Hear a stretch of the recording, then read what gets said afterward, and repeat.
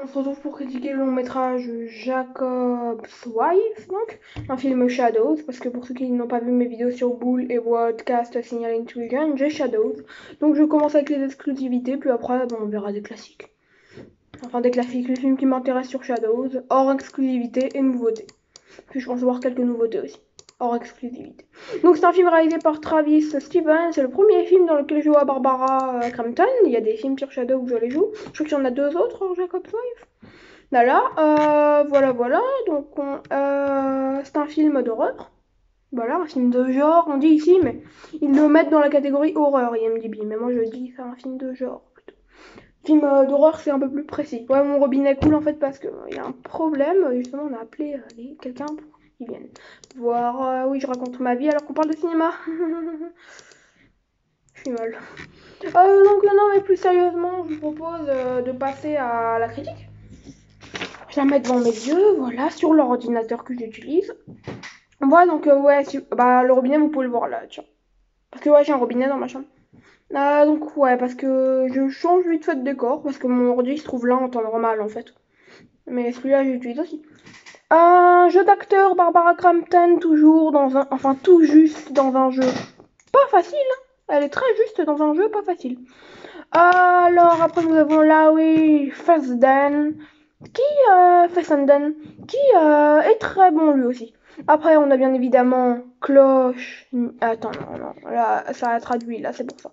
On a Nisha Bell, on a Sarah Lind, on a Mark Kelly, Bonnie Owens qui surjoue un peu, mais c'est dans le personnage, ça je crois. Voilà, donc on a un beau petit casting, je dirais. Au niveau des musiques, les musiques sont d'une très bonne efficacité, voilà, on va pas s'attarder sur les musiques. Les personnages sont, comment dire, plutôt bons. Je les ai du moins trouvés plutôt efficaces. Ils ont du classicisme, voilà, faut pas se leurrer.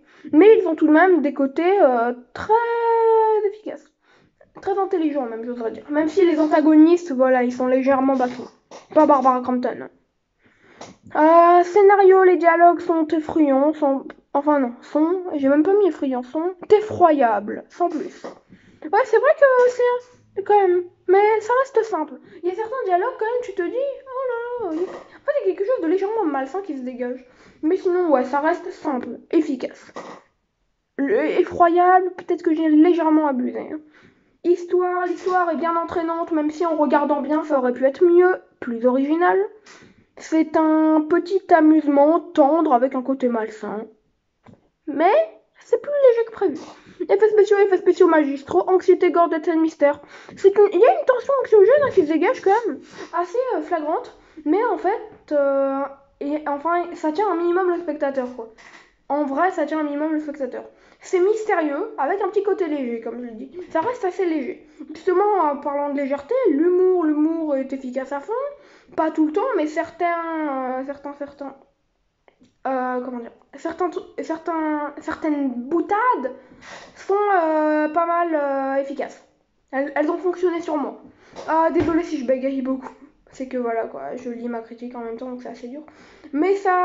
Alors le message du film, il est bien. Franchement, il est bien, et peut-être un peu mal amené, mais il est très bien. J'ai bien aimé la fin, voilà, les 20 dernières minutes, on va dire. Ma note sur 20 sera alors de 13,75 sur 20. Voilà.